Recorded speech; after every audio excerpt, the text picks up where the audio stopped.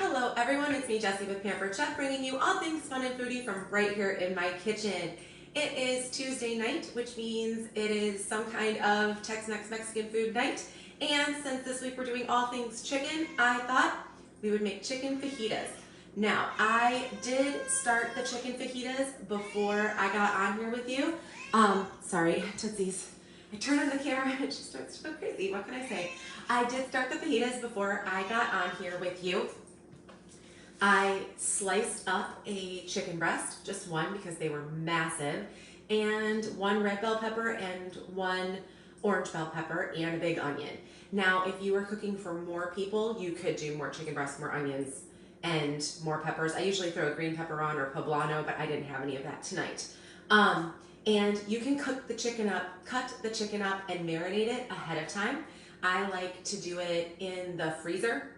So when I get my chicken, I slice it up thin and I put a little olive oil in it, and then I pick one of 3 seasonings.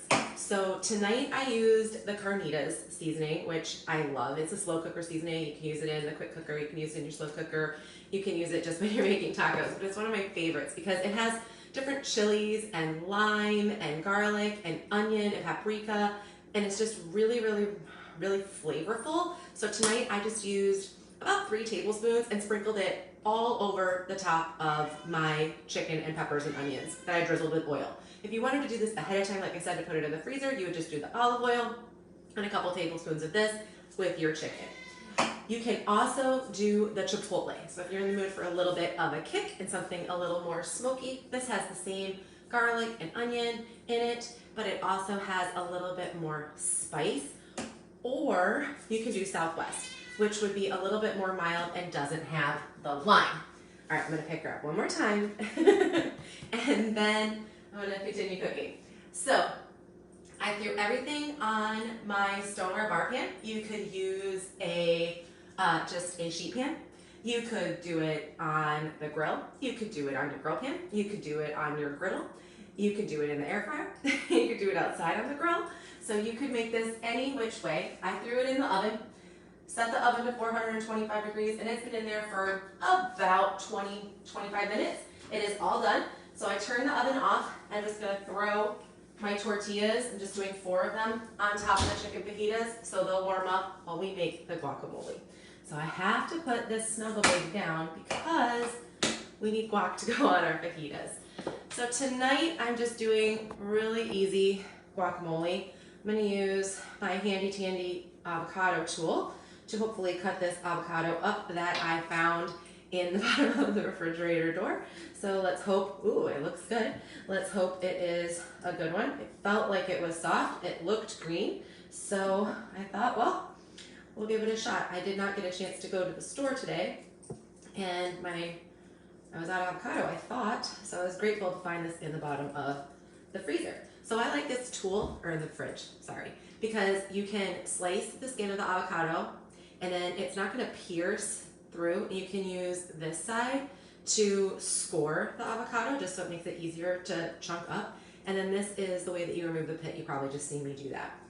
And then I can use this side to scrape it out as well, so it can go right into our bowl very easily.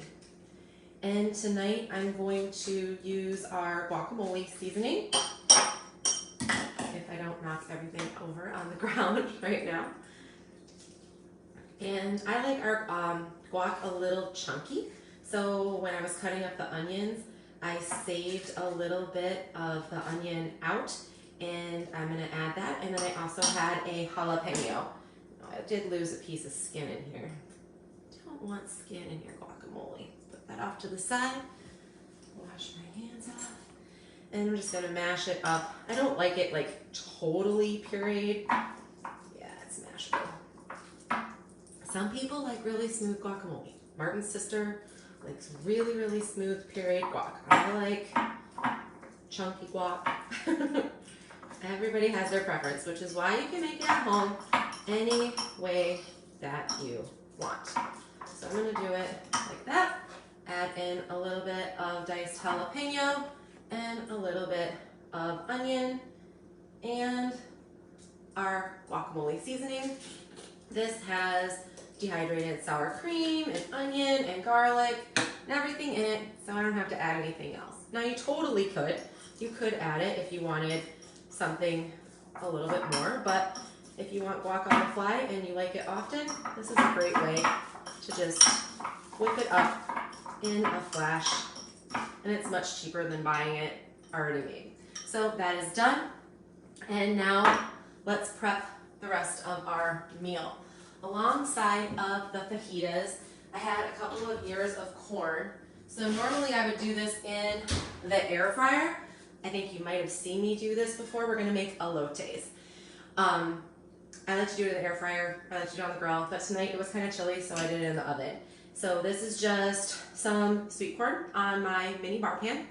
And normally elotes is made with mayo. I don't like mayo, so I use sour cream. Just gonna put a tablespoon or so on there, and then I'm gonna use my brush to brush it on. Just want your delicious chili lime rub and your queso fresco cheese to stick. Alright, so I put this corn in the same oven that I did the fajitas. Like I said, it was chilly, so it cooked for about 20-25 minutes at 425 degrees as well. If you are doing this in the air fryer, you could probably do it for about 10 minutes and it would not take nearly as long. All right, for this, I'm using the chili lime. It's really good, just chili and lime. I can pop the top. I'm gonna do a little sprinkle.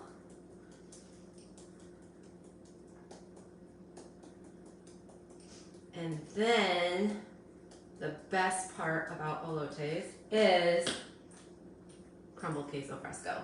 Now, queso fresco is a cow's milk cheese. It is very creamy and it's very kind of sweet and milky tasting.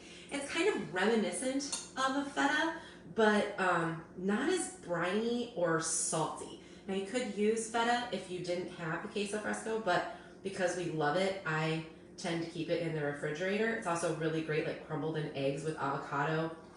And or I like to make roasted poblano peppers with corn in the oven or in the skillet and just crumble this on top. So I'm just gonna let that sit and kind of get a little melty while we get the fajitas out of the oven. It's a random jalapeno chunk. All right.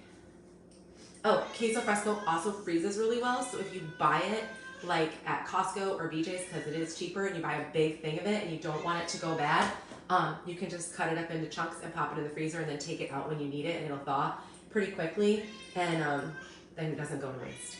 All right, I'm gonna throw these off to the side, and let's show you the fajitas. Now, like I said, all I did was cut up one ginormous chicken breast. That was it, one giant chicken breast. And I had drizzled it with a little olive oil. This was 2 peppers and a giant onion, Carnitas seasoning. That's it in the oven. I haven't stirred it. I haven't touched it. I haven't done anything. I turned it on. That was it. So now we're gonna serve it up. Oh, and the tortillas are perfect. They're just perfectly foldable and warm, so we can make our fajitas. Oh, Tootsie, you're fine. Throwing towels all over the floor. All right, so I'm just gonna take one tortilla. Helps to have tongs. And then I did some shredded cheddar cheese.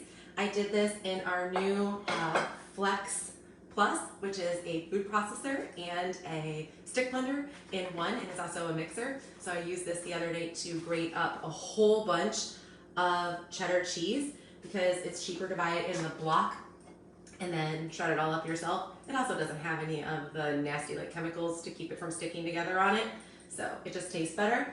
And then of course we're gonna need our guacamole. Yeah, it's not a very big spoonful, but whatever. Trying to not burn my stomach on this very hot pan. And sour cream and salsa, and then the corn, and we're going to have dinner, which is good because it's 8 o'clock. So I'm not sure how that happened, but this was only a handful of ingredients. super easy to throw together. Honest to God, no measuring required at all, and really kind of fun. So enjoy Mexican night at home. It's easier, it's cheaper, it's healthier for you, and it's really quick to throw together. If you have any questions about what you've seen tonight, please reach out to me. I will post what I did as soon as we're done eating dinner, because honestly it's 8 and we're hungry.